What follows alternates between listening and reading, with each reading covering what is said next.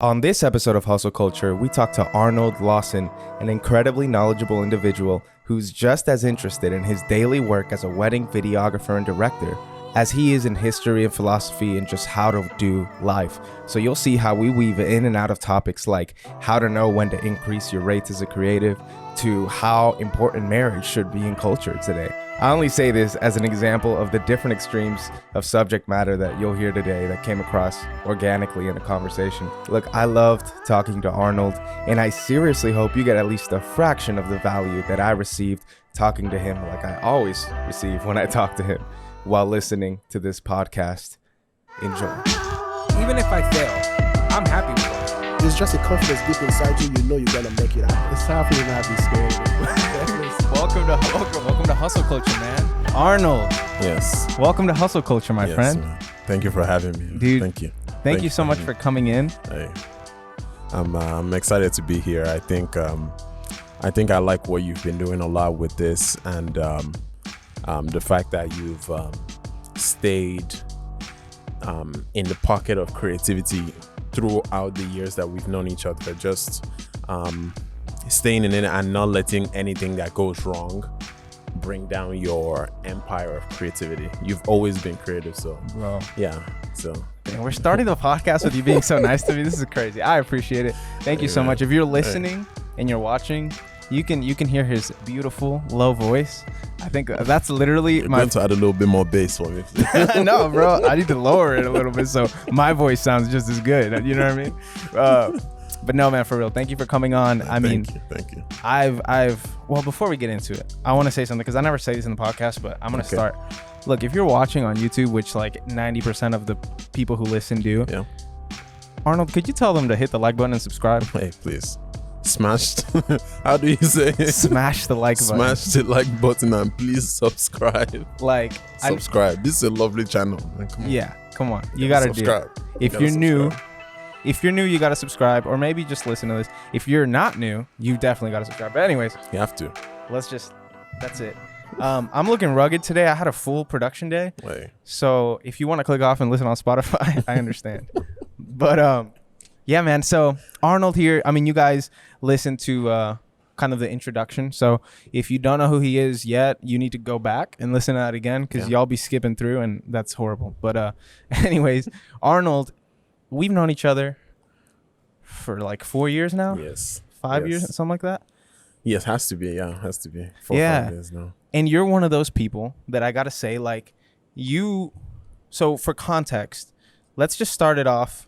I want to hear from your angle, how did we meet? How do we connect in the first place? Me meeting you was while I was I started a company with a good friend and ad agency, and you were very highly spoken of in the editing community, the video community, the photography community as one of the best editors. I didn't know that. And it was we just kept on hearing your name, and it was like, okay, let's have this guy, let's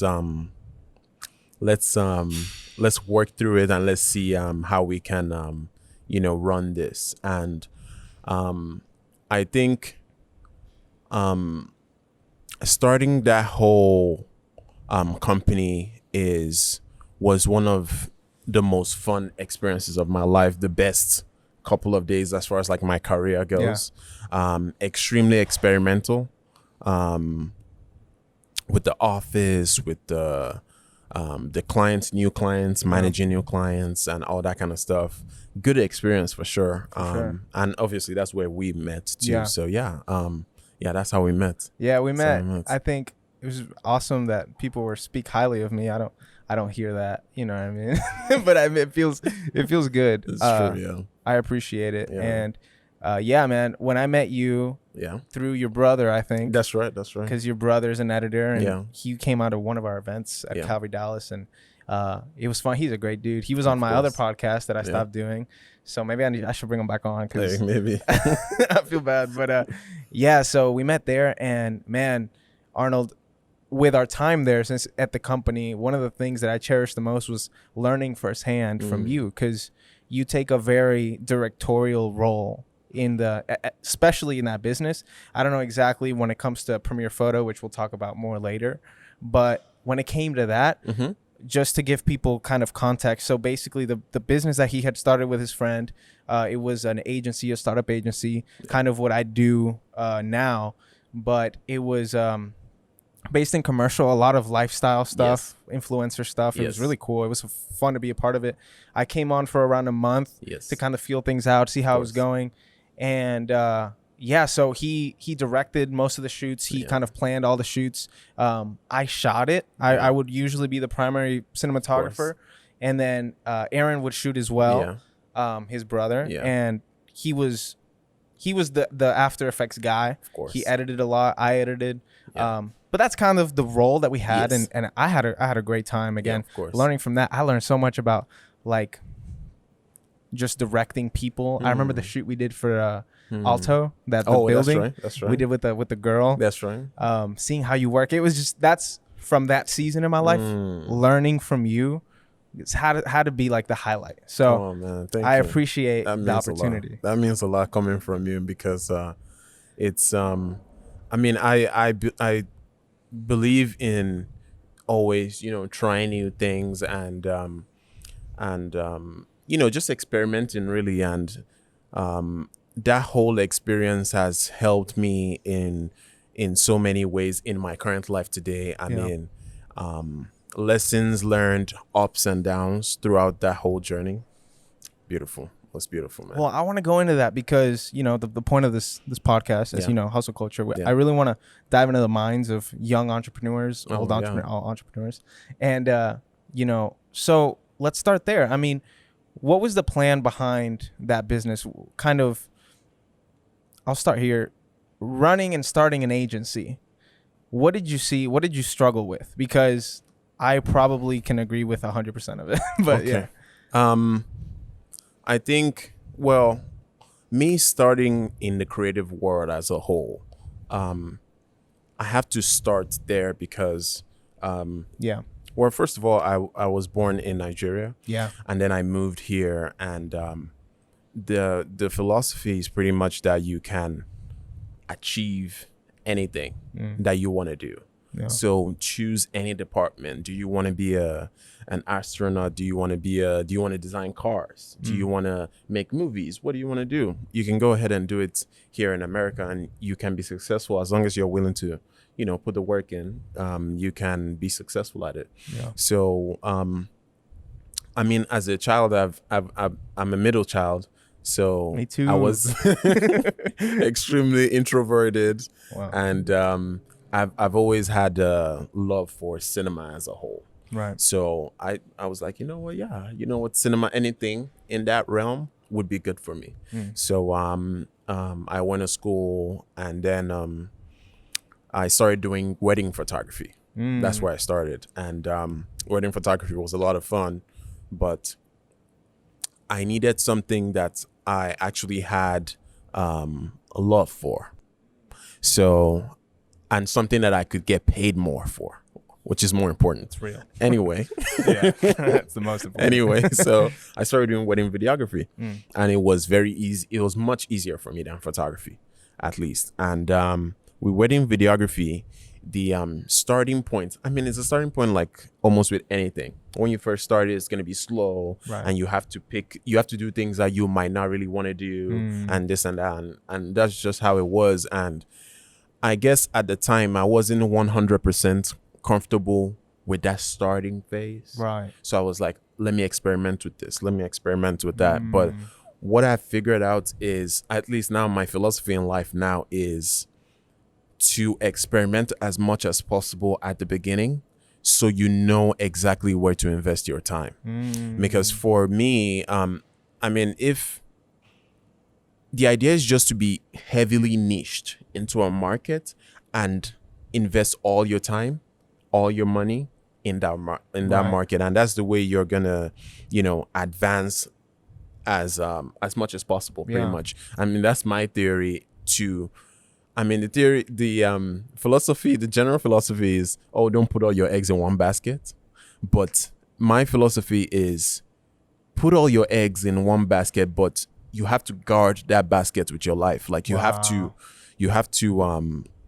go all in on that basket. Yeah. Like you wake up in the morning, you're guarding that basket. Like that's what you're about. Yeah. So starting an agency at the time seemed like something I was very interested in, Right. but it turns out it was not 100% my focus and not what I was good at. Yeah. But I needed that experience though. I needed an experience to manage a team, to work with people, work with clients, and deliver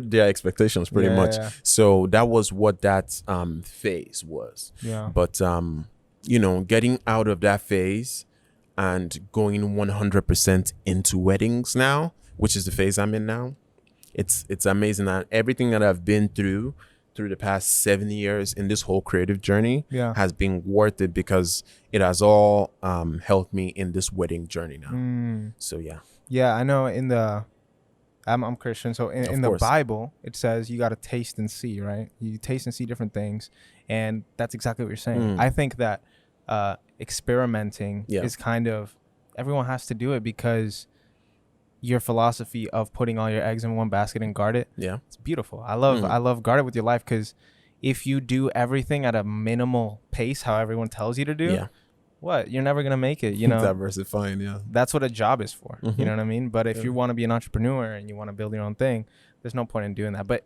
in the early stage, Yeah. I definitely agree. Oh yeah. Yeah, man. I mean, when we met, I was doing 3 million things. That's right. And now I've niched out. When we met, you were doing a bunch of different things. Yes, now that's you niched right. out. Yeah, that's right. That's amazing. That's right. I think on that topic,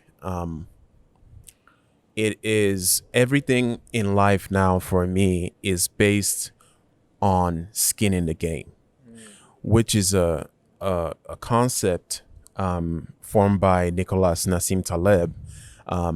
The idea is, how do I break this down in the easiest way possible? So, quick history. Do it. Hammurabi was a Babylonian king.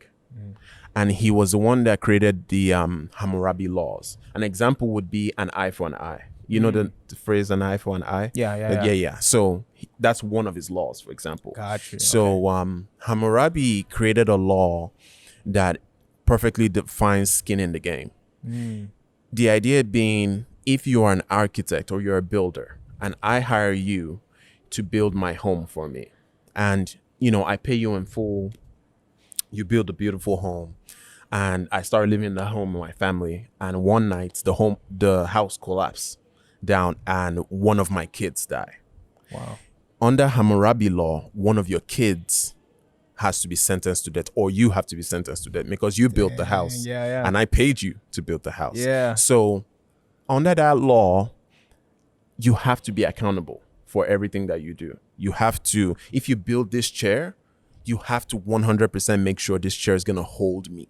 Because if I fall and I break my back from this chair, you have to break your back, or you have to do an equivalent. An eye of for it. an eye. It's like that. Yeah. Exactly, an eye for an eye. So the concept of skin in the game is, I'm putting same concept of putting all my eggs in this basket and making sure that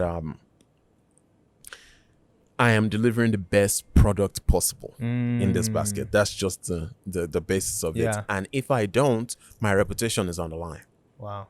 And the thing that I figured out too is, the higher you go in how much you can charge people for your creative endeavor, for Yeah. example, the lower the margin of error goes. So if, at least in the wedding industry, if you want to hire a videographer and you want to pay a very low amount, like $1,000, for example, for your videographer, you have to accept the fact that this is a videographer that might miss you coming down the aisle, for example. You just have to accept that as a fact. Yeah. And that's how pricing really works in Right. the creative space, and most especially in the wedding space. Yeah. Is everything has to be priced according to what value they bring to the table, Right. and how little of a chance it is that they would make a mistake. That's beautiful. I think That's 100% fact. I mean, we talked. Which one was it? I did an episode with Tyrell. Yes, that's right. And we dove into like, because he's blown up follower wise. Yeah, and of course. We kind of talked like, has that affected how much you charge or how much you book clients and stuff? And he told me, he was like, yeah, this or that. And I told him about the first time I charged a video for $1,000. Yeah. Because I was like, what was the whole idea? I was charging, I don't know, like $250 for a video. Okay. And I'm in the commercial space. But you were starting out at the time. It makes sense, right? It was reciprocal to my skill level. Of course. So, but I was getting to a point where I was either doing too much, or it was like I just felt like I was over delivering for that price, or I had just bought a camera that was way more expensive, and I was like, it doesn't make sense. A lot of factors, right? But I was always scared because my idea in my head was price. I mean, my dad's a salesman, right? So for him, and the way I was kind of raised, and I worked at Guitar Center for like a year, so I like, I learned selling in a way. Of course. And it was like, you have to use like profit margin. You have to understand the concept of like, if you price lower, it comes at a cost, and the lower, like that's a factor on why someone would pick you, right? So I was like, well, I can do 300 videos a week at 200 and everybody's gonna book me. And then what I realized is that people, if you're and Aaron taught me this. Aaron in the last podcast explained this to me, which I'm sure derived from you. But sure, but I don't know what exactly so he told me this. He was like, if I give you this phone for free and you drop it and it breaks, you're not gonna value it. But if you pay $1,000 for the same phone, you're gonna put a case on it, you're gonna put a screensaver on it, drop it. You're not gonna drop it. And if you do, you're gonna be like, crap. So that's the mindset I took into my business, which was like, wait, it's not just that people are picking me because I'm cheap, but now there's an idea that, Tags makes videos for cheap. He's the cheap videographer. You don't really want that though. No, that's a bad reputation. That's right. So I said, I remember the first call, it was with the real estate lady. And she hits me up. She's like, I really need you to, I need a videographer because I want somebody to capture the video at closing of a house. And she's all passionate, telling me all about it. It's like 20 minutes. And I'm like, oh, that's so great, blah, blah, blah. And then I'm like, so what's your budget? Like, what are you wanting to charge? Which I don't. Oh, she asked you what you're charging. I asked you her. asked. Oh, okay. I was little in the game. I didn't understand anchoring or price, whatever. So she tells me, she's like, my last guy did it for like $100. She wanted me to do video and photo. Oh. And I was like, of your property. Of the whole closing process. Oh, okay. For $100. And so I have that reaction. I'm like, but I was like, okay. Do you know who Chris Do is? I do not know. So he's a creative entrepreneur who kind of teaches creative business. Oh, okay. I'll send you a link. He's really great. He's the one that taught me anchoring and from Future. From the Future. Yes. I love Chris Do. I just didn't know his name. I just know him as the Future. Yeah, yes. He's amazing. And he said, anyways, I had literally binge watched. This was like early COVID, like pandemic. Okay. So I had nothing to do. So I was just learning. I was like, I'm going to take this year to learn at least the most in the business front because I don't understand it. And, he was in my niche, whatever. Okay. And he said, charge this amount. And he explained value, everything I just said. Yeah. And so this was the first time I met the lady. I'm like, okay, I'm going to rehearse this with this lady. Because, I'm going to lose $100 if I don't do it. Whatever. Yeah. Let's try it. Yeah. And I go and I'm like, okay, I will do, my minimum level of engagement is $1,000. I will not do any video under $1,000, blah, blah, blah. And in my head, I'm thinking like, oh man, like the doubts that you have when you're used to pricing really low. It's the whole like, she can't afford it. She's not going to pick me. She's going to pick someone else. I'm not going to get the money. And then she goes, instead, after explaining why, and she's asking questions and she's being really sweet about it. She could have, I've met people who are actually not that sweet about it, but she was super sweet. And she goes, at the end of the call, she goes, you know what? I'm going to make it a goal in next year to be able to afford you. And so now that's when it clicked. I was like, okay, now I'm being seen as a luxury, not just as a necessity for a business. I'm being seen, and that mindset really flipped. And I love what you're saying about that you study the history behind it. I would love to get into that more, in more of his rules, because I'm intrigued. It's really important. I think it's awesome. But Yeah, man. The whole skin of the game is Yes. it's huge. Yes.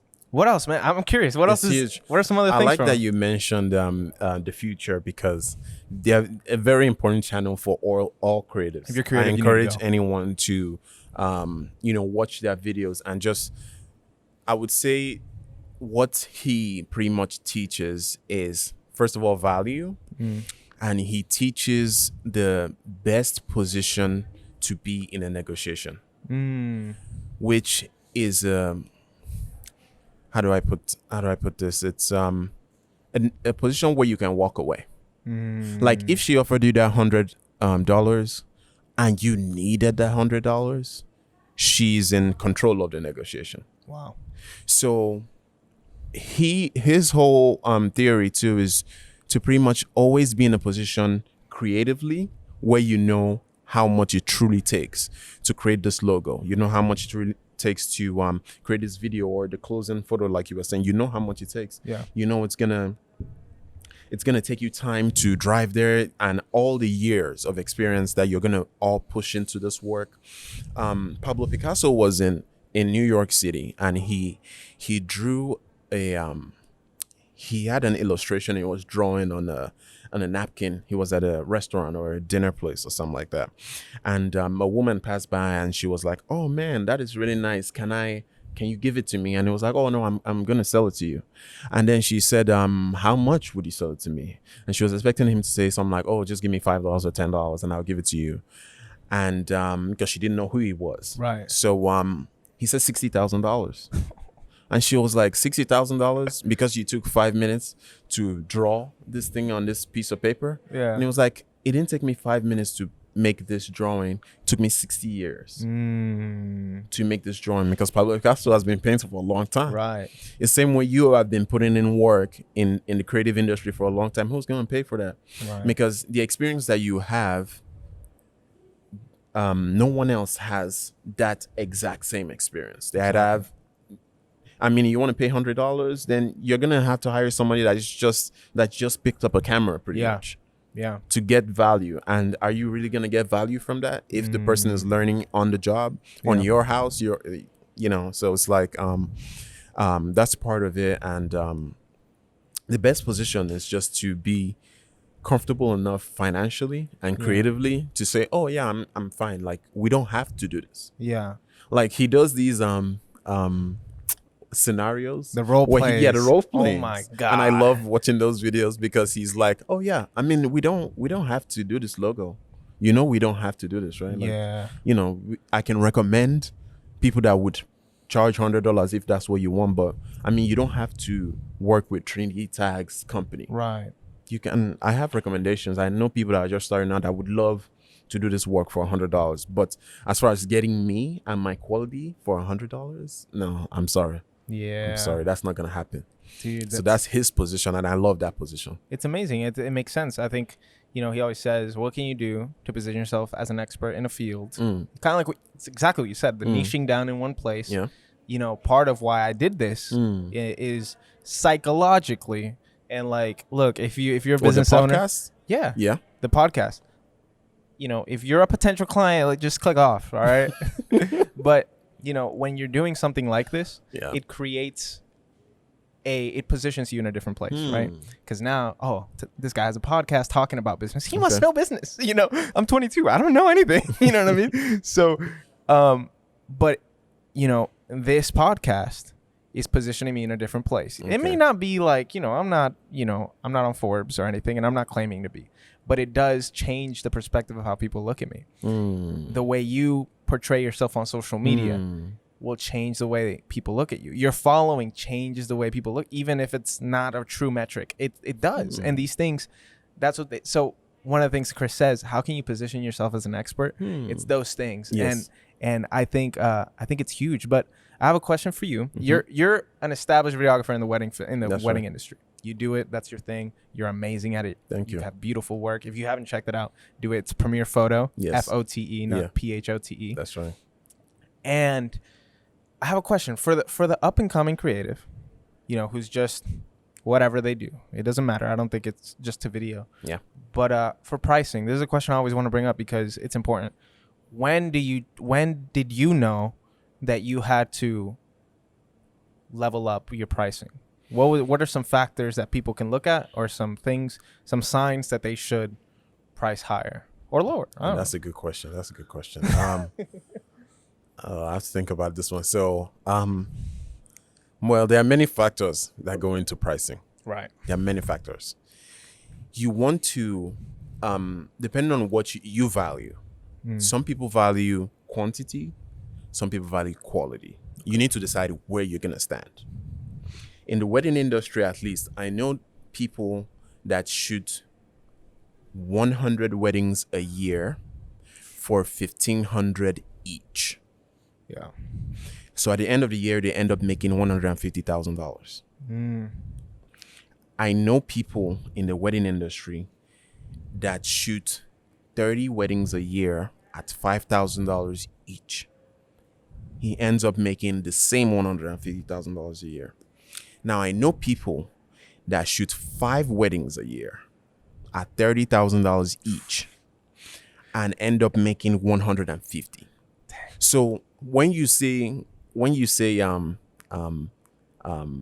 pricing wise, like, that's the first thing you need to decide. Do you want to be extreme luxury? Do you want to be getting paid $30,000 per project? Do you want to be in the medium tier where you can make a decent amount of money? By the end of the day, most of the time, we all end up making the same thing. Right. But you just need to decide where you're going to be. Wow. That's just where it is. That's the first thing. Yeah. Now, in order to charge, you can't just walk in the door and say, "Oh, I shoot commercials and I charge $30,000 a year." Yeah. Yeah. That's not gonna work. The work has to prove that you have the experience of 30,000. Like, 30,000 is a lot of money for someone to put down a commercial or for someone to put down a wedding. Right. Depending on what level you're shooting weddings at or commercials. But you just have to first know that. That's the first thing. Yeah. And then from there, you make investments that directly affect your target market. Wow. Okay. So if you are catering to weddings that are $30,000, there's a certain way your website needs to look. There's certain cameras you need to use. Yep. There are certain there's a certain level of customer service that you need to get to. Yeah. That is just like, this is worth $30,000. Yeah. At the same time, if you're charging $5,000, there's a certain level, and if you're charging $1,500, you probably don't need to do any customer service. Right. They probably just need to fill a form online and pay the deposit, and you show up on the wedding day with one camera, and it needs to be a basic camera, and then you shoot it. At that time, it's just pretty much shoot it, put it out, shoot it, put it out, and everyone kind of starts at that $1,500 phase. But the idea is, do you want to stay in that $1,500 phase, or do you want to go to a different level? It's your choice. So whatever choice you choose, then different investments for different ranges. That's the only thing I have to say on I like how you pricing. said that. Yeah. Because I've asked this question. I think we've had 3 creatives so far, and they've all said other things. I like how you're saying you have to pick what you choose. Like, because it is a choice. Like, I forgot who said it. I watch a lot of content, but somebody was like, it's just a matter of, how much do you want to work? It's like, like you said, do you want to do 100 weddings a year? That's like what, like 2 weddings a week? Like, it's a ridiculous amount, right? It's like, do you want to do that? Yeah. Do you want to not have a good marriage? Do you want to like not have a social life? Do you want to drop out of school? Do you want to do all these things? If that's what you want, do it. Because people will, there's a market for that. Exactly. And all that stuff. Likewise, if you don't, and I think it's a natural progression for any creative or anybody in any in any business venture to want to work less as they get older. Yes, correct. As they get older, as they Correct. grow in their thing. Yes. Because it's just simple, right? It's like, why would you do that? Like, your beautiful fiance is here with us today. Yes, in 2 or 3 years, Yes. when you have a kid, when all this Yes. stuff happens, you're not going to want to do that. You know what I mean? Like, That's right. Or maybe you do, but it's your choice. So I love that you said it It that is, way. it That is. it's your choice. It's not the client's choice. It's not. You have to decide what level that you want to serve. And whatever, at the end of the day, we all end up making the same money, maybe more, maybe less, but it's Yeah. still the same thing. If we're serving in the same industry, we all end up making the same money. It's just what kind of brand do you want to have too? Because I know my fiance recently, so she's a creative as well, which is part of what brought us together. But she's a creative as well, and she's currently the art director at Leo Burnett, and so she's heavy in the agency side, and she knows a lot about branding and a lot about just the whole creative world generally. Right. Anyway, so she tells me about the work that is on your website, the work that is on your page. Sure, it's your best work ever, but this is work from 2018. This is work from 2019, and it doesn't reflect who you are today. So you need to consistently update that or delete it, Right. That's because huge. it's affecting the impression that people are having when they come to your website and they're seeing work that you did from 2016, and it's like, it just doesn't reflect who you are in 2021. That's And awesome. everything that you do needs to reflect that. I'm taking that advice. Yes. I'm taking down every video on my It page. needs to. It needs to. She told me that advice, and I started deleting stuff. Yeah. I was like, just nah. go to my computer really quick. That's great advice. Yeah, man. Yeah. So yeah, that's good. At least, well, last time I saw you, Uh-huh. you were not engaged, No. and you were definitely not married. Yep. What's that journey been like for you? Oh, bro, for me, I've loved it. I mean, to be completely honest, my wife makes my life 3 billion times easier and 3 billion times better. Simple as that. I think you're engaged, Yeah. right? I think there's a beauty in trusting someone else. This can be outside of marriage, but marriage is clearly the most natural way. Of course. In trusting somebody else with a percentage of your life. The most beautiful thing outside of my love for my wife, of course, but I'm talking logistically, is that, like, I don't touch our personal finances. My wife does that. Oh. And she literally, I get a check, I put it in the bank, Yeah. and she does everything. She's amazing. She literally takes care of me, bro. Like, she's the best thing. So for me, that's been, at a personal level, that's been amazing.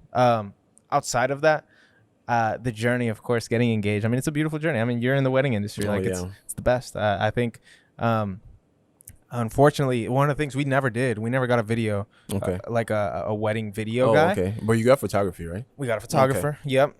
We had Jacob shoot it, and then we Okay, also nice. had Morgan and Jaren, which Yeah. were on the podcast as Oh, well. nice. They came and they shot it. Yeah. But that is a thing that I bring it up just because we're here. Wedding video. Mm-hmm. It's a luxury. Yes. You wouldn't say it's a necessity.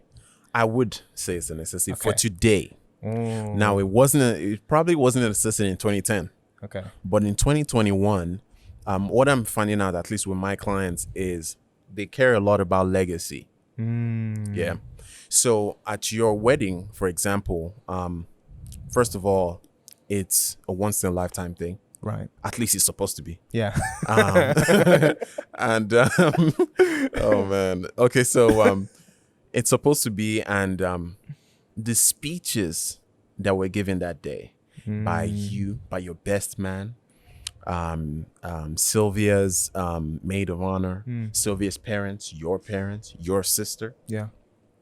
whatever happened that day to dancing, 100 years from now, your great-great-grandchildren would have the ability to relive that day that you got married. Wow.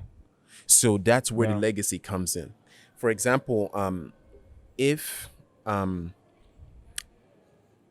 your grandfather, for example, was your grandfather at your wedding? No. Okay, let's assume a different person. Yeah. If Wow. someone's grandfather was Yeah. at their wedding, for example, and he gave a speech, you need to understand that your kids if your kids are not alive, if your grandfather is not alive to see your kids, they have an impression of who he is. Not just like picture wise, they know what he sounded like, and they can hear the beautiful speech he gave at your wedding. Wow. And, stuff like that is just like everybody's in this day and age, everybody's trying to live forever. Yeah. Everybody's just trying to find ways to live forever. But wedding video is just one of those things. Wow. It's a legacy thing, heavy legacy thing. That's beautiful. And you're 100% right. I always thought about it like photos. We got to have photos for the photo gallery, but why though? Why photos? For legacy, the exact same thing you said. Yes. But, and I'm not debating or giving pushback. course. I agree 100% with everything you're saying. So the last Morgan and Jaron, Yeah. they're a wedding couple. So she does photo, Yeah. he does video. Yeah. They don't do video anymore. They only do photo now, and they take less weddings because they're pretty big time. Yeah. And with him, he told me one of the biggest shifts in his business was telling people who thought what I had thought, which is like, well, it's not a necessity. Like, and I mean like bare bones. You're right. It's a necessity in the legacy way, but like, okay, what's necessary? Me, my parents, her parents, an official, Yes. and that's it. I mean, that's what it takes to do it. Everything else, and this is his mindset, of course. Yeah. Everything else is a luxury. Having a DJ, it's a Okay. luxury. Okay. Having a video guy, it's a luxury. Having to the best capture it. food. Having the best food, it's a luxury. Everything is a luxury, right? Because if not, you could just go to the courthouse and do it, right? And get it done. Yeah. So his thing was like, okay, when we started positioning ourselves as a luxury thing, and told our couples that, they started realizing, okay, yeah, there's no pressure to do it, but I want to do it because I have the budget for it. Because again, you're not trying to get, if you charge $30,000 for a video, Yeah. you're not trying to get me, an 18-year-old kid who got married, right? You're trying to target a specific person who has $30,000 to spend on video. I You know mean, what but if your parents are rich, we can target. Okay, yeah, that's true. That's facts. That's right. That is true. But yeah, what? So it's in your view when you tell people, or Yeah. when you're kind of portraying yourself, you do think it's a necessity, and that's what you tell people. Yes, and it's because I truly believe it is a necessity. That's beautiful. It is a necessity. Yeah, I believe that because it's one day. It's one day, and then you get to live forever Wow.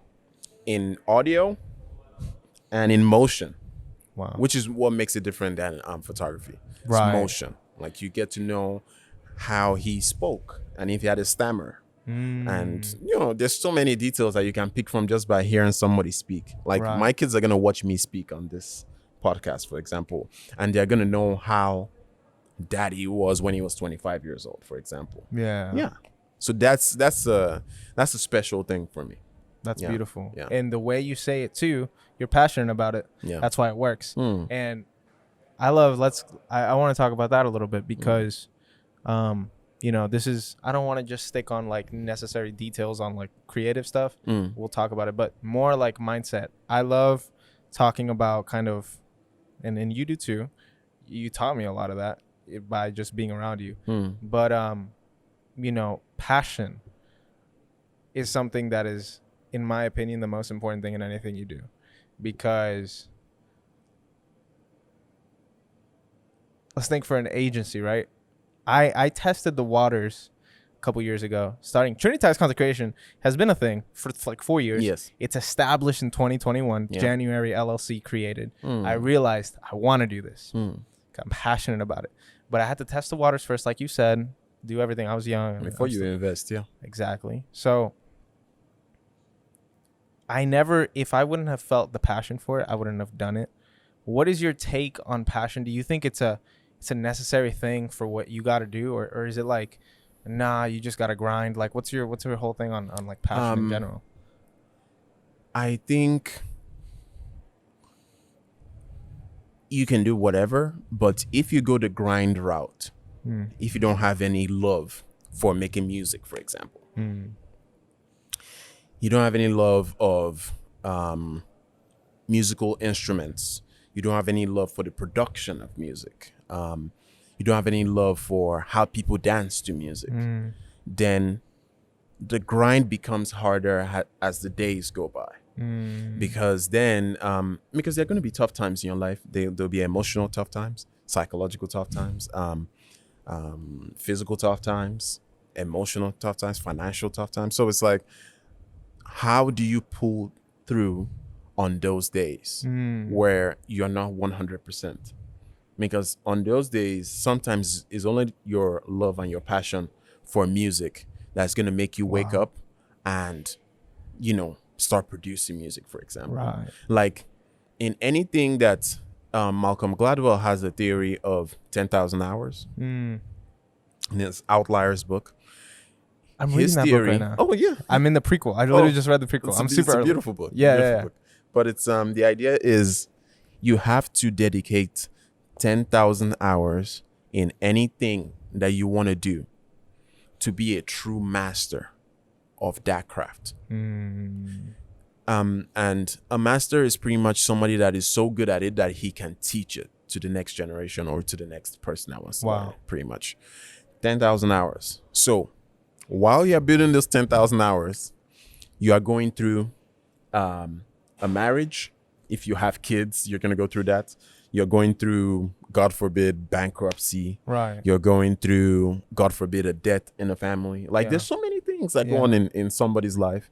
And on those days, it's only passion sometimes that can pull you out of bed or pull you out of your rut to say, you know what, I want to make this music. Like, this is the music. I'm working on this. I want to keep working on this for today. Yeah. That's so good. And those days counts because the hours are going to keep counting for your 10,000. So you might as well. Yeah. Dude, that's beautiful. I think that passion matters in the darkest days. And also in a practical standpoint, you just pitched me that video is necessary for a video because you're passionate about that idea. Because and passionate, we can use it in different ways, but you didn't come to me and be like, oh yeah, you need this, and like you're insecure about it, and like you don't. Like, I could sense you really think that it's a need. Like you really believe the way you spoke about how the tone of the voice of your grandpa should be. Yes, I felt that you really felt that, and I think in business, what people don't get is like, and let's be honest. I mean, I'll talk about it all the time. It's kind of the point of the podcast, right? Yeah. Hustle culture and stuff.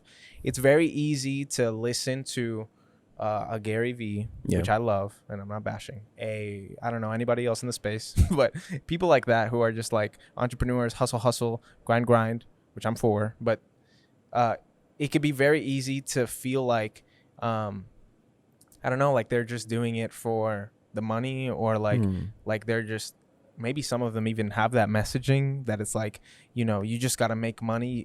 I mean, we've all seen the video of the person in front of a Lamborghini saying you can make $20,000 on Amazon doing this. And it's like,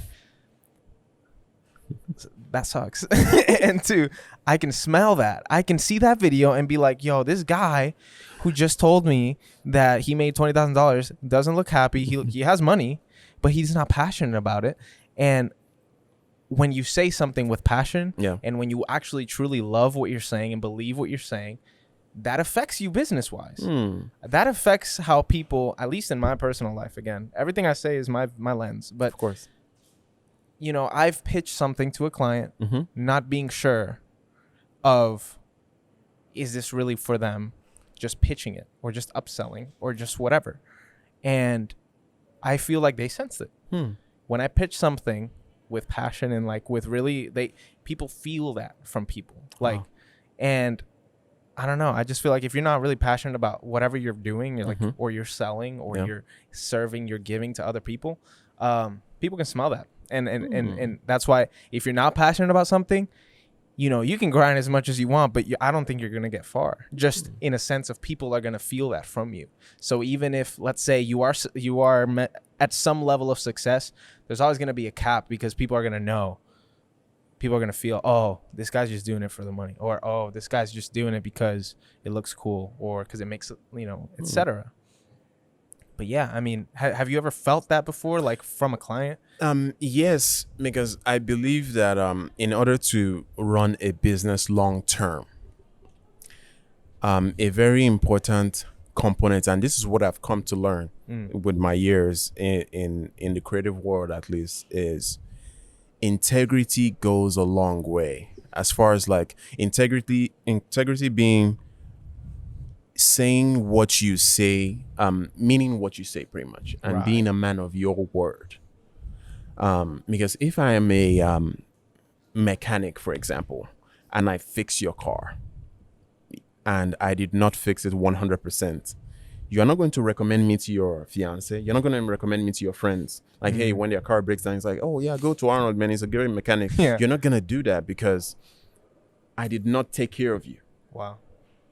I promised I would take care of you if you paid me this amount, but I did not. So why would you recommend your loved ones to come see me? So that's the same concept of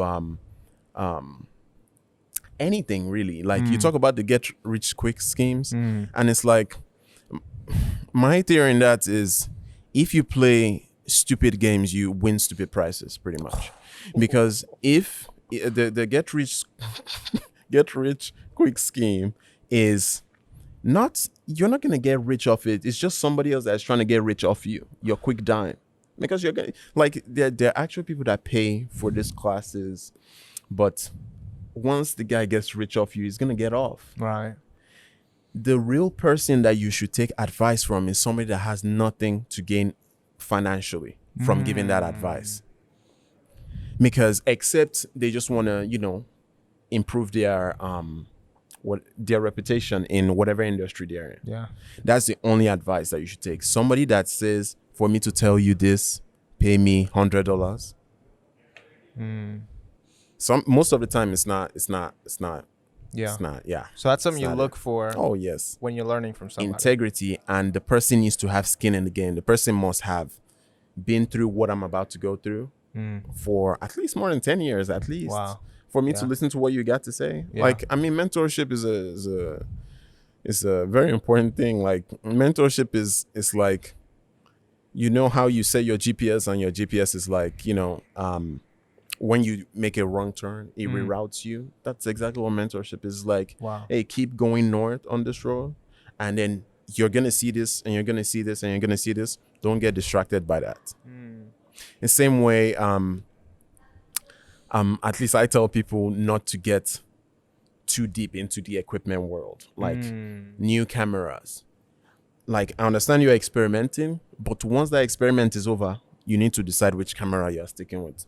And you better stick with that camera and learn that camera, because the more you switch, it's a new interface. Yeah. It's a new interface, a new, whatever equipment you buy, it's a new set of rules Oh yeah. for each manufacturer. So it's like, decide what camera you're going to deal with when you are finished experimenting, and learn that camera and let that camera be your thing. And that's just how it is. Dude, I fell into that trap recently because I went into DaVinci. I did too. I tried learning DaVinci Resolve Oh, yeah. because Blackmagic. Everyone knows that one. Yeah, he finally decided that Blackmagic is the way to go. So- Blackmagic is beautiful. For amazing. commercial work, it's beautiful. Oh my God. I would not shoot a wedding with it though. Really? Why not? Oh, I'm Because curious. it's not for my industry. Oh, okay. It's the camera body it's not made for run and gun. It's not made for quick stuff. Yeah, no, like it's not. for like the way I work, at least, if he's kissing his bride, I got 5 seconds to capture that shot, and the Blackmagic is not necessarily the best tool Yeah, no, yeah. for that. I agree. So I cannot risk that. That's beautiful. That's why I just got a. Have you heard of the BGH1? No, I have not. So it's a little Lumix camera. It's the Okay. cheapest Netflix approved camera. Oh, Yeah. So it's really cool. I just got it. by Panasonic? Yeah, Oh, and it's like a okay. little cube, Okay. micro 4/3. You know, but it's 4K. It's true 4K. Okay, fine. You know what I mean? Hey, put respect. All right. Hey, man. I just got a teleconverter. Micro Four Thirds. I don't know, man. No, so I got it for that purpose because it's Okay, modular. It's good. literally a little cube. It's like a Komodo. Good. But I mean, you investing in that camera, for example, what do you want to shoot with? Like, where do you see your what are your goals with the camera? Yeah, I would so say? I got the camera because I needed something like you said. Yeah. This camera, if you look at it, it's pretty rigged out. It's got Oh, a yeah. rail with a battery, stuff Mhm. like that. I don't need that for every shoot. You know, Okay. I'm doing a lot of social stuff for Mhm. people. So, and I don't need 6K for every shoot. Okay. So I wanted to have something more compact that I can literally Okay. just grab. And Okay. like the beautiful thing of it is it's a little cube, right? With a bunch of 1/4 inch around it. Oh. So I could like do a full blown like vertical IG reel only Oh. thing with it. and make it super minimal. Mm-hmm. And that was the reason, because like you said, for Okay. weddings, that's Yeah. kind of how I see like those lower production needs for businesses and stuff. So that's why I got it. But yeah, Yeah, that makes sense. that's that cool. makes sense. I want to go back into what you were saying though about Mhm. mentorship, because it's beautiful. I think, you know, I have a mentor, and you know, it was weird, right? Because there's two ways to look at mentorship, and I want to get your take on it, because maybe I'm off, maybe I'm wrong, and I want to learn. You know, it's kind of why I do this stuff. You know, I always say in the beginning of every podcast, at the end of the intro, I always say, I hope you get at least a fraction of the knowledge I got, because I'm actually trying to learn here. I mean, yeah, me Yeah. too. Okay, awesome. Yeah. Yeah, it's a good, we're in a good place. I think. Sorry, there's like a whole event going on around here. I just want to address it, okay? I just want to address it. I don't want anyone saying, "Yo, what's going on, guys?" All right. But anyways, I think that for me, my mentor didn't have 10 years of experience. He was starting something, and he wanted me to come along with him. He's 10 years older than me, Of course. so obviously there's the life experience. But you know, and he asked me to help him build that. And so we built this thing, and it was great because I got to see him in a leadership position, and I, instead of seeing or learning from somebody who's already made the mistakes, I got to be alongside that person when they made them. So it was a different learning way, right? Because I had to understand that this person, one, can make mistakes and will make mistakes. And I, as the person learning from them, and it wasn't a known like, oh, I'm gonna be your mentor. We have a very big brother, little brother relationship, right? But I always saw him that way, because it's like I learned so much from him, and I was like, there's value in that mentorship, which you were talking about, Yes. which is the person's been where you want to be. Yes. And I think there's also value, and maybe this isn't, maybe I'm seeing it the wrong way, because I guess that would be more of a like peer-to-peer relationship, right? Because you're learning alongside somebody, Okay. and you're seeing them. I don't know though. What do you think, man? Do you think it absolutely has to be somebody who has like the 10 years, or do you think there's different ways of mentoring and learning? There are different ways. For example, the same way my brother, for example, can see me as a mentor, I can also see him as a mentor. Because there are things that he does. Oh, he made a mistake doing that. I'll make sure to avoid that thing. Right. So exactly. he's mentored me, for example. Got you. And same way you have to. Yeah. So it's like your friends can be your mentors, but the thing that I'm against really when it comes to mentorship, because I have a lot of mentors and I've had a lot of mentors, same thing. So it's like it's a slippery type of relationship. Slippery because sometimes you can outgrow a mentor depending on what speed you're going at. That's fine. Depending on what speed you're going at, you can that's the part of mentorship that, you know, obviously the relationship is important, but what happens when because I have questions too on this, so like what happens when you outgrow someone? Do they still remain your mentor? Do you still maintain the relationship? I think as long as you're aware that your relationship transcends mentorship, it doesn't matter. Okay, so what you're saying is a mentorship cannot just be a direct mentorship. It has to be mixed in with, That's a professor. okay, an instructor. Exactly. Okay. Yeah, Okay. that's true. Yeah. I'm just thinking about that now because it's like No, what I'm happens revealing with this to that? myself. As I'm I like, say. what happens with that if you know, you're trying to make it somewhere and the speed that you used to get there is much faster. Yeah. Maybe you pick up on things faster. Like I had a lot of mentors, so they were all teaching me different things in the game. Yeah. And the lessons I would learn from you would affect the lessons that my other mentor learns from me. Now they are learning from me. So it's Yeah. like there's so many mixes in there. But I guess if you have a true relationship with someone, then I'm sure it makes it much easier. Yeah, I think. Past the mentorship. Yeah, I think that as you were saying it, I don't just know this. I was thinking about it, and I was like, maybe the people like you learning from me or from Aaron and how we learn from each other, we're teachers. We're not necessarily mentoring each other. When I think of a mentor, and again, you pull out the dictionary because I don't know, you know what I mean? But like, I think of a role model in a sense of whatever you're trying to learn about. So I feel like for me to call someone a mentor as opposed to I've had billions of teachers, you know, Chris Do, the future, he's my teacher. Yes. I wouldn't call him my mentor because there's no personal connection there. Okay. So with you, there has to be a personal connection. I think so. I think Okay. that's the difference. Okay. Because if not, then I think we're all teachers of each other. You're teaching me or something right now. Talked about Babylonian history. I just learned that from you. I don't see you as a mentor. I don't see Aaron as a mentor. Yeah. I see you guys as people who have taught me a lot, and I'm grateful for it. But I see you guys as friends, as peers, as people who I've learned from, and likewise. Interesting. Yeah, but that is a good question because people say, what happens when the apprentice surpasses the master? But isn't that the point? Isn't that the point? That's why I'm saying like it's slippery. It's slippery because you have to truly know someone and know that this person is my mentor. This person is not going to sabotage me. This person is on my team, is in my corner at all times. It's all a matter. And that's where that personal relationship comes in. Right. So I guess you're right on that. That's Personal relationships need to mix in. And, you know, and also pride, right? Because I think that only affects a relationship if that master is prideful of that. True.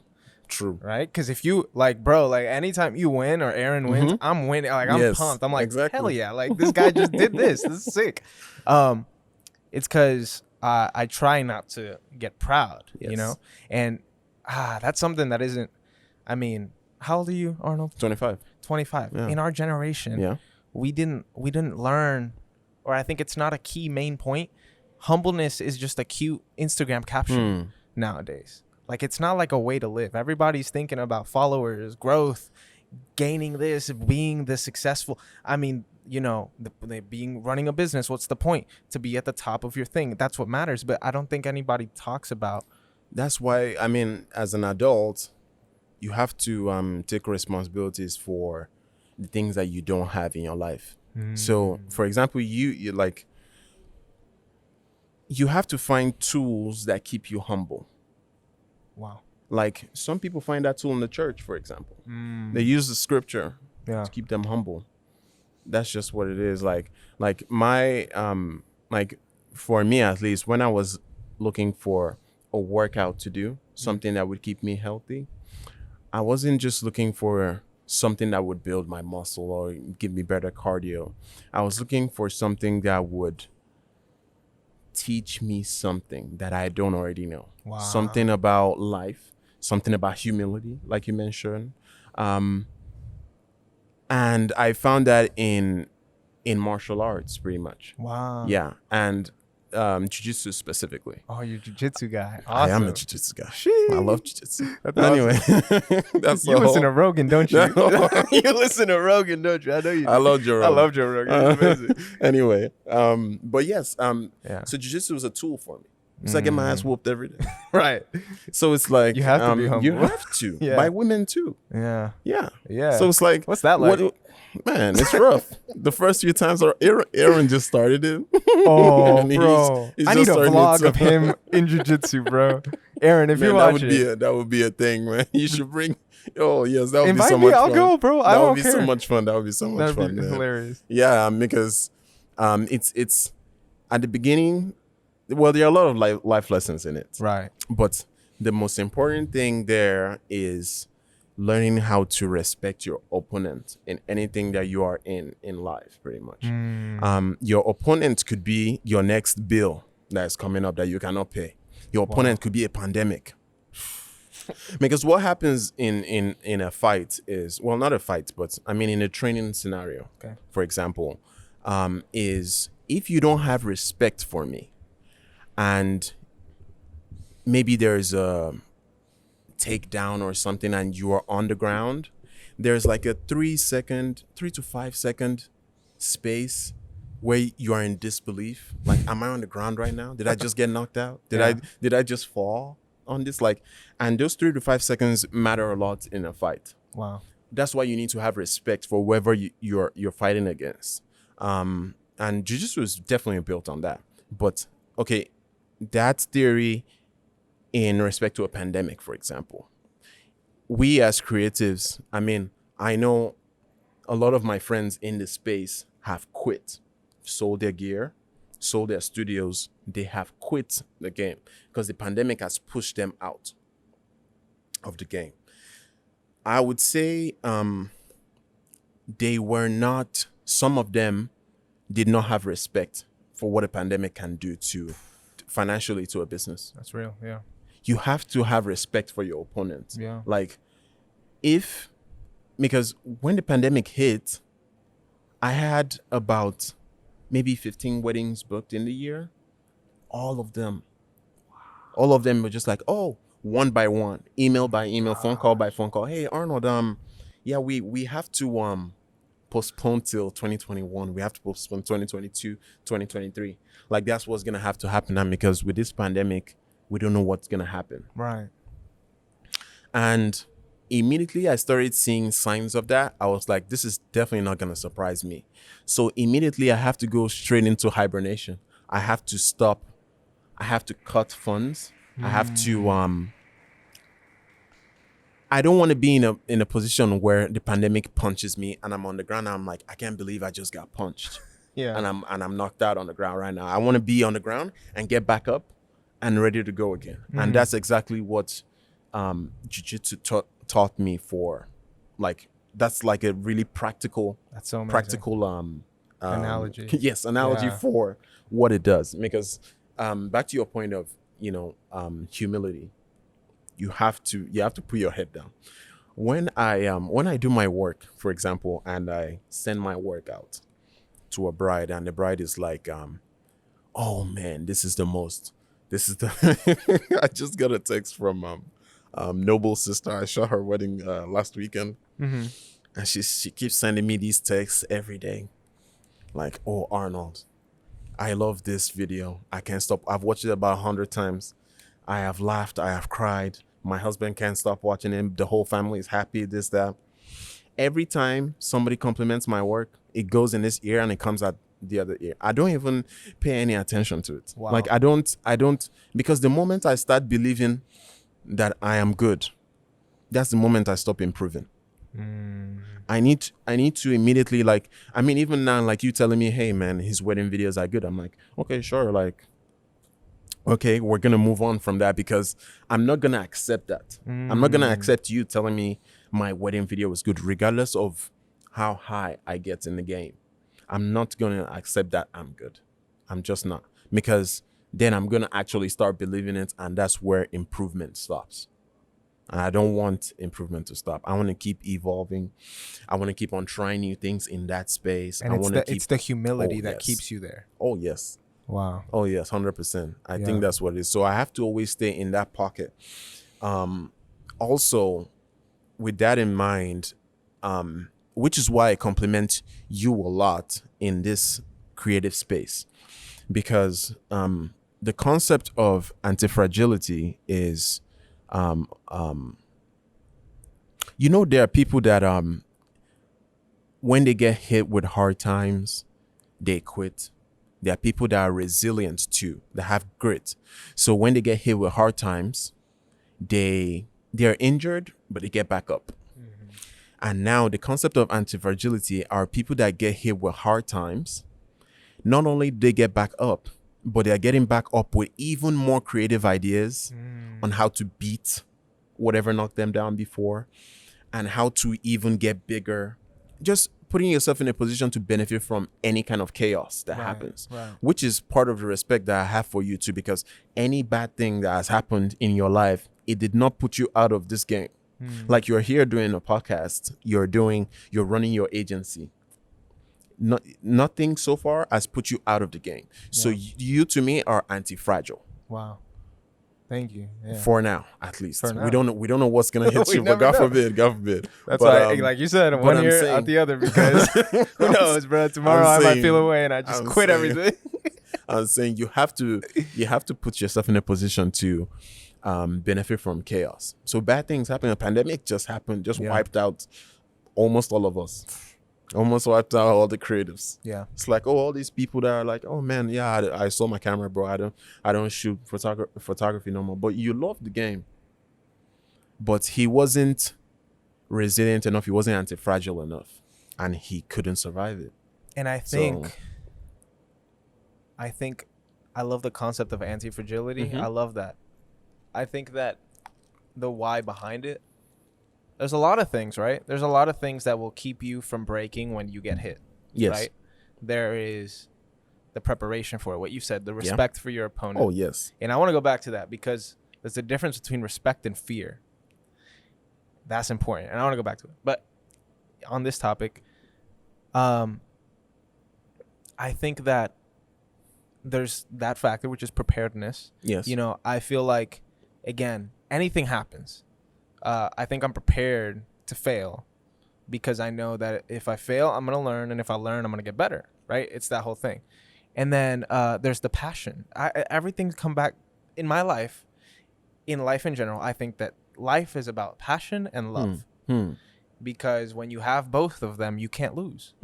Like there's no way for, if you really are passionate about what you're doing, nothing's going to stop you from doing it. Yeah. And if you love people, if you love whatever it is, like nothing can hurt you. It's like, that's why everyone says love is the key to any marriage or any relationship, because even if, you know, this happens tomorrow, if you truly love that person, if you choose to truly love that person, if you choose to truly love your craft, your business, your thing, to treat it like your baby, I mean, tomorrow all my clients can say, hey, screw you. I'm going to move to Portland and I'm going to start on a new market. You know, like it's not going to faze me. And it's not, I think it's because of that. And, you know, there's a lot of, you know, theological stuff that I believe that helps. Like you said, it's tools to keep that in my head. Yes. A lot of theories and ways, philosophies that I believe in that To help stay in that pocket. Yeah. to stay in that pocket. Yeah. Like one of the things, you know, I just had a major life change.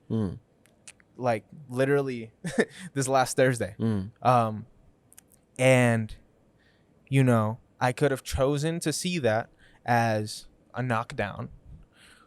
But there's this thing that my mentor taught me, which is usually if a door closes, it's because there's going to be another one that's going to open. Yes. Right. So when you have that mindset, it's hard. Right. But it all comes back down to passion and love. You, like you said, you equip yourself with the tools to make that your priority at all times. Jiu-jitsu, Yes.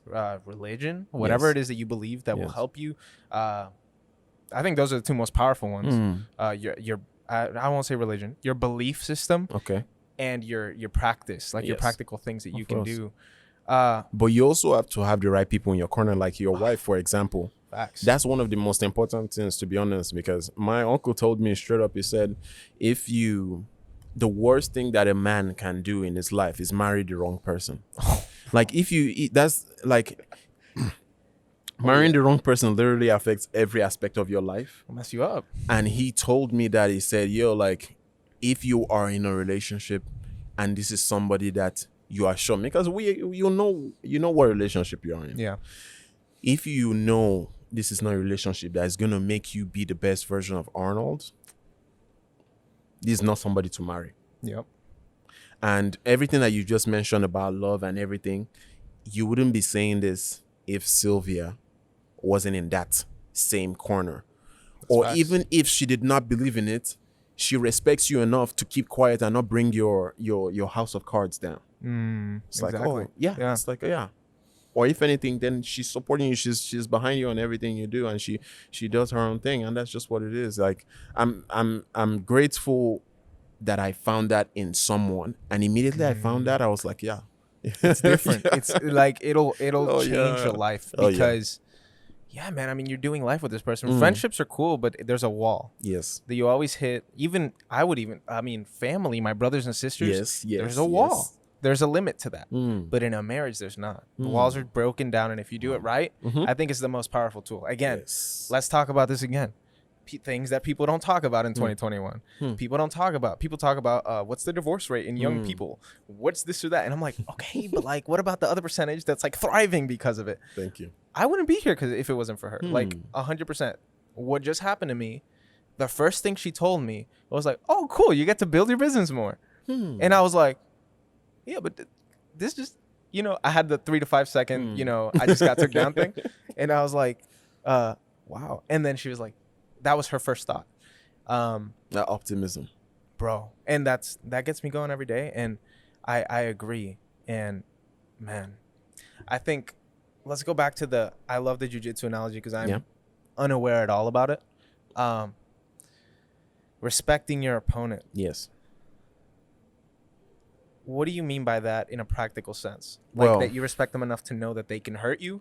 Exactly. Okay. So, in any scenario, well, my coach, Jordan Burton III, he's a black belt in Soul Fighters Highland Park, Wow. the teacher there. Anyway, he has a point that he makes, which is in any scenario that you find yourself, that's fighting scenario, obviously, you can win or you can lose. You need to accept that this fight can go both ways. If you don't accept that, you are preparing yourself for first of all the 3 to 5 seconds recovery time when you get knocked down. You don't have 3 to 5 seconds when somebody's on top of you Oh, or when you're getting choked out. Like that's the whole, you don't have that. yeah. You don't have that. So you have to accept it, and you need to find a way to escape this situation and better your position in jiu-jitsu. So that's what the whole jiu-jitsu thing is about. And there's a lot more lessons in that. There's Yeah. a lot more lessons. Yeah. Yeah. In the minute, and I said it earlier just to touch on it, but you know, you respect that it can happen so you can prepare for when you do get knocked down. Yes. But if you fear your opponent, I think that's when you take that too far, right? That's the when it's too extremity. far. You cannot fear the fight that you're in. You have to respect your opponent, but you cannot fear it, because when you fear, you're not going to do your moves. When you fear the pandemic, it's like, oh man, it's like, man, like this thing is going to wipe me out. Everything is canceling. All the plans I had this year, like this pandemic just needs to go. Like, and then on the news, no sign of this pandemic going anywhere. I mean, we're still battling until today. So it's like, there's no sign of this pandemic going anywhere. And that on its own is depressing enough. Yeah. If you don't have, if you're not anti-fragile. So, yes, respect your opponent, but don't fear your opponent, fear. because then you don't have, you're afraid to test out the moves that you've learned, for example. Yeah, you lose your fighting power. Exactly. Yeah. Exactly. Wow. Exactly. That's beautiful. Yeah. Dude. I think you know something, Abraham Nyomo. I don't know if you know him. Yes, I watched this podcast. Beautiful podcast. Bro, Yeah. amazing. My dress is clean too. Huh? I say dress is clean. Bro, dude, he's gonna hook me up. Oh, I'm okay. gonna start dressing like Okay, that. with okay. him. Yeah. I'll see you. Dude, not full suited, but like the Okay. casual suited. No, vibe. that guy can dress. I Dude. respect him for sure. He's insane. He said something in that podcast where he was like, the pandemic showed who's really passionate about Oh it. yes, 100%. Again, really, like I keep saying it. It all comes down to that, right? Because that's what bro, like if you're not passionate about jiu-jitsu, if you're not passionate about the game, if you're not passionate about wanting to win, if you're not passionate about, you know, lowering your response time when you fall, if you're not passionate about that, it doesn't matter, because you're gonna get knocked down a billion times. Yes. What's that one? My favorite quote of all time is from Rocky. I think it's Rocky 6, where he's talking to his son in the rain. It's in every motivational video ever. And he goes, it's not about how hard you're hit. It's about how hard you can get hit and keep moving forward. How much you can take and keep moving forward. You know, endurance, building that whole thing. And I just think it's a lot harder to build that if you're not passionate, if you're not in love with it, if you're not. Yes. And I keep coming back to this because there's this, and I want to talk to you about this because it's important. Yeah. This is a recurring theme on the podcast, where it's, I don't want to work with Arnold if I don't like Arnold, Absolutely. if I don't love Arnold, if I don't think that you're a good person.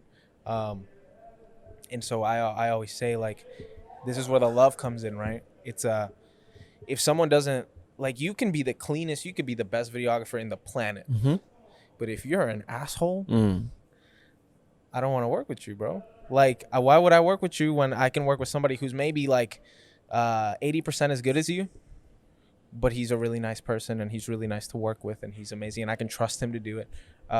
What's your take on, and how has it affected you? Not your take, but how has likability affected you in this space? Okay, so I was watching a video recently, and the video is the video title is pretty much, do you have to be an asshole to be a good director? Like they were talking more Hollywood, right? So I'll send it to you later. Do you need to be, because sometimes there's a director called Pete Berg. It's very popular for being an asshole. Like it's very popular. Like his movie sets are like it's like a boot camp. Like Wow. like he's known for that in the industry. And this video actually interviewed him too, and he was like, oh yeah, like that's fine.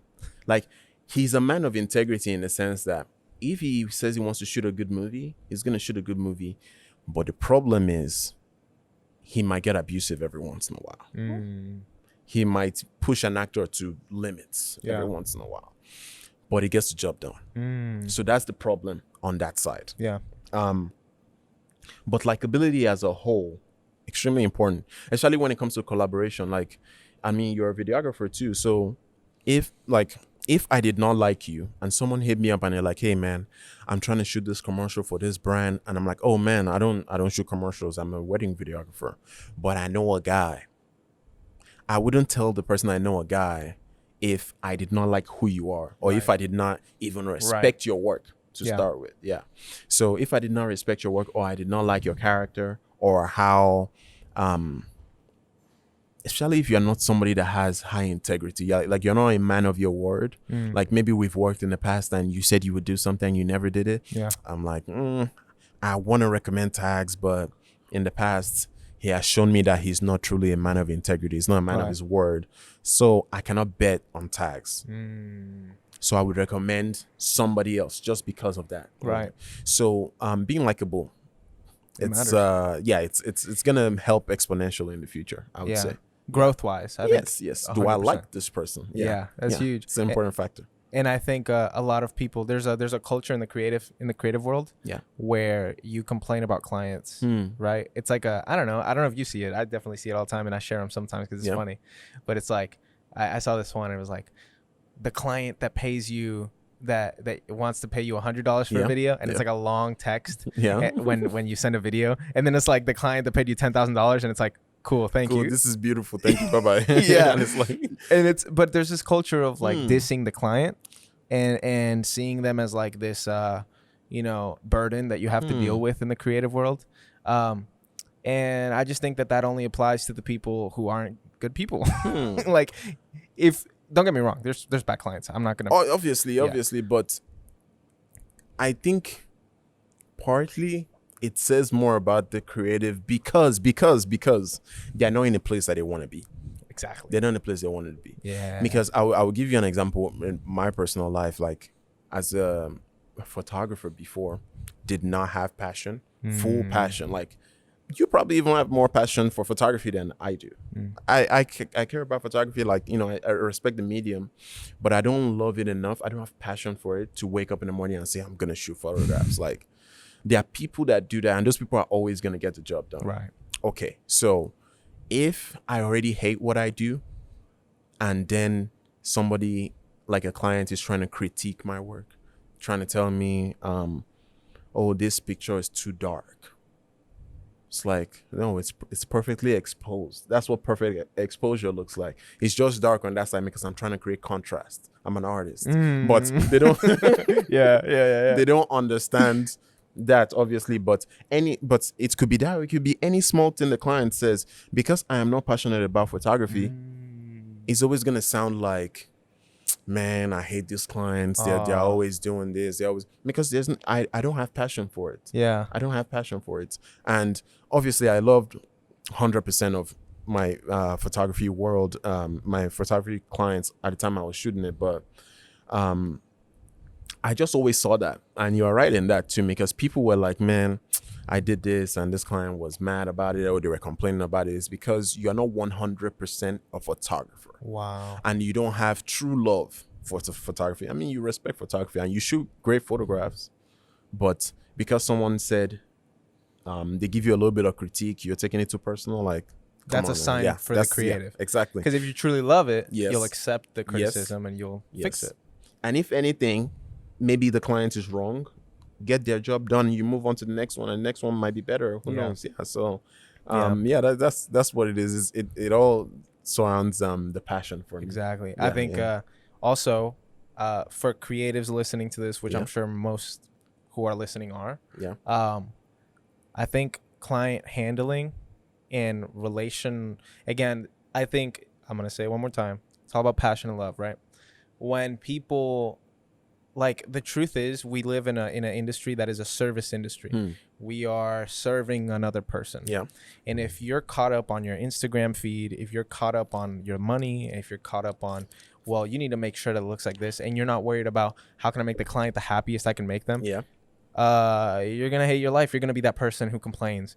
And it's funny because I want to touch a little bit on, and we'll end a little bit after this, but I want to touch a little bit on communication with your client, because, and I'll share a little story that just happened with me and a client of mine.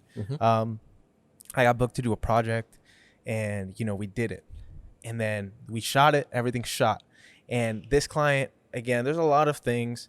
They were a personal friend. I priced a lot lower than I usually do, just because I cared about this person, and so there are a lot of factors that led to the outcome that happened. Okay. But it doesn't justify it. I dropped the ball. I set a deadline, and I didn't meet the deadline, and I just did a horrible job communicationally. It was bad, right? Again, a lot of factors, but I messed up. And so the guy's like, okay, let's meet. I need to talk. He comes to the meeting, the client, and use this as a learning experience for whoever. And I want you to chime in if there was any other way to handle this. But long story short, I missed the deadline, and I was bad at communication. I didn't explain that, like, it wasn't the final revision. I didn't explain that there were more edits to be done. I had just said, here's the video. Obviously not like that, but I basically said, here's a video, and he thought, okay, this is what I'm getting, and that's it. Instead, and so there were a lot of things that I just didn't do right. So he sits me down, he's mad, bro, like legit. We sit at a coffee shop, mad. He's assertive. He's like, this, that, and I'm like, let's calm down. Again, here's the passion and the love. I didn't mean to miss the deadline. I didn't mean to mess up the way I did. Let's sit down. Let me explain what happened. And I took the situation. I took an angry client who was upset because they thought I was a bad person because of what I did. And I said, these are the factors that made that happen. I acknowledge I dropped the ball, and I apologize. I want to make this 100% right. We have revisions. I'm very sorry that you thought we didn't. We have this thing. And I toned it down. I like smiled. I was like, bro, like, I know you personally. Come on, man. Yeah. Like, don't be mad at me. We're going to make it happen. And there's going to be, and I got this angry client. We're all going to drop the ball at some point. Okay. This is my most recent ball droppage.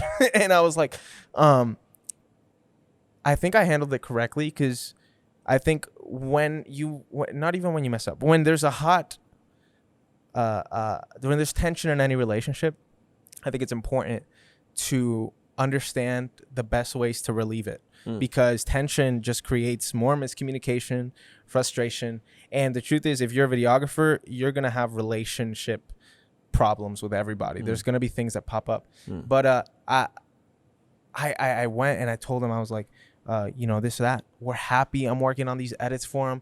Like, we're making it happen. Yeah. And I converted something that could have possibly been a 1-star review on Google into, damn, I appreciate this dude. This guy knows what he's talking about. He's a good dude, and he's going to do it right. But how have you, I want to hear, and we don't have to get into it, but, and maybe you haven't, because the wedding industry, like, you got to have a lot of backup processes, you know what I mean, to make sure that nothing bad happens, because it's so important. But in general, in your career, can you share kind of a story of when you kind of dropped the ball and how you handled it, and how do you feel like you should, as a creative and as a business owner, handle a situation like that? Well, first of all, I think it is every creative's responsibility to price their work appropriately, to deliver the best work, not the medium work, but the best possible work possible. I mean, obviously, I understand that this is a person that you had a personal connection with and all that, but what I found out is it affects the final product regardless of personal relationship. I think if I tell you, hey, this thing to make this thing is gonna cost $100, and then for example, you want to pay me $50, then you're gonna get $50 worth of effort. Yeah. So that's why it's important for every creative to price their work appropriately to give the best work possible. The second thing would be to have the ability as a creative to fire your clients. You have to be able to fire your clients. Back to what Chris Do was always preaching. Yeah. Be in a place to be so comfortable in a spot where you cannot be shaken. Like if they tell you they have $100 is their budget to make this commercial, you don't have to work with me. Right. Because if you give me $100 and I charge $1,000 for this thing, this relationship can never be good. Like, it can never be good because the value does not match the money that you're giving me. Yeah, and just to interject for a second, and then you can keep going. But that was the takeaway that I took. Oh, okay, that's a lesson you learned. I can't, and I knew it going into it, and that's why I'm like, I shouldn't have done it, but they were a friend. There's always that hunch, but yes, they were a friend. I want to help. Yeah. Yeah, I'm never doing that again. First of all, I've always made it a priority not to work with family or friends because there could be that blockage that stops the friendship. Okay. Yeah. But more importantly, I'm never going to price myself at that low again because the problem, the why, and I told that person in person, I was like, I'm going to be completely honest with you.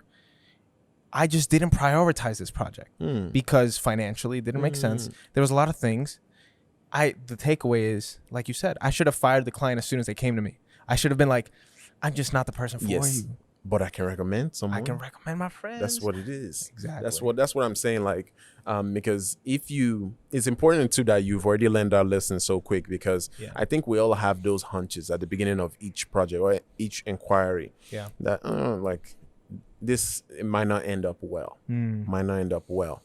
But the idea is if you fire them up front, because at the end of the day, if you're handling multiple clients, so if this person wants to pay you $50 for this thing that's worth $100, and there are other people that are actually paying $100, they get the priority of your time or your employees' time. Yeah. So you're going to be focused more on their projects than the $50 project. Right. Like, regardless of what it is. So it's like, it cancels itself out at the end of the day. It's not gonna end up well. Yeah. I think again, like you said, have the ability to fire. It's all about expectations, right? If you set expectations, yes.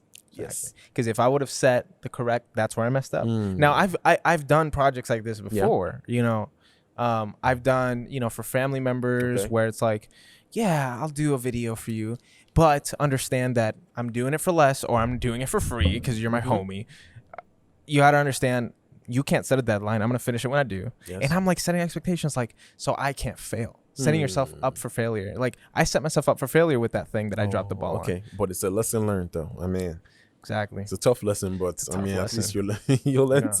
I'm still making edits on the video. Hey, man. It's whatever. But that's awesome, man. You have to. Yeah. I think last thing for you. Again, I want to thank you again. Thank you for coming on, man. Thank you. I think this has been an awesome podcast because, again, you're one of those people who I love listening to mindset about because you pulled up Babylonian history. Like, come on. It doesn't get any better than that. But I want to give you a chance before we go and before we head out. What do you do? Like, plug your stuff. How can people reach you? What are you selling? Like, I want people to leave this podcast and be like, okay, I'm hitting this guy up for this. Tell the people. What do you do? Well, but that's the thing. Most of my products are heavily targeted. Like, you have to be getting married, you have to be doing this, and you have to be doing that. But regardless of the situation, I think I always appreciate a nice Instagram follow by Sheyi at BYSEYI, right? Yeah. YI. It's in the description. I have it right there. Yeah. Thank you. And if you want to see my work for whatever reason, it's premierphoto.com. He's gonna have it linked too. I'll I'm have gonna it send it linked to as well. him. But yes, yeah, that's pretty much it for now. Yeah, Dude, well, Arnold, it's been a pleasure again. same here. Always a pleasure talking to you. And I'm going to Yes. tell you what I tell everybody who's come on. I invited you on for a reason. I text every guest every day. Like, well, maybe not every day. 'Cause I'm not a creep and I have a life. But, I want this to be the beginning Of course. of us talking again, man. Of It's been course. way too long. And I'm Oh, glad man. we got a chance. The reason here, when can you say yes to a 2-hour coffee with somebody? It's hard, right? Because you have things to do. True, and there's a whole pandemic going on. But It's a whole regardless, So for me, I appreciate you coming on and doing it. That's why I'm doing it, so I can talk with people like you Yes, and hang good. out. So good. thank you, bro. Definitely. I want to come visit here on a different day to your office and hang out. Do it. Yeah, it's gonna be fun. It's gonna be fun. I don't live too far away from you, so that should be good. Really. And then we need to do that vlog of Aaron Oh my god. in jiu-jitsu. I am down to help with that. I have so many videos of him. Bro, can you send me one? I'll play I it right will, I here. will. Don't tell Aaron. Just Oh god. please. He's not gonna forgive me for this. Yes. Okay, I'll put one where he looks good. No, good. no. I don't want that. I want the other one. Give me 2. Give me one where he looks Okay, good. fine. Yes. Fine. Okay. All right, bro. I'll let you go now. All right, man. Thank you so much.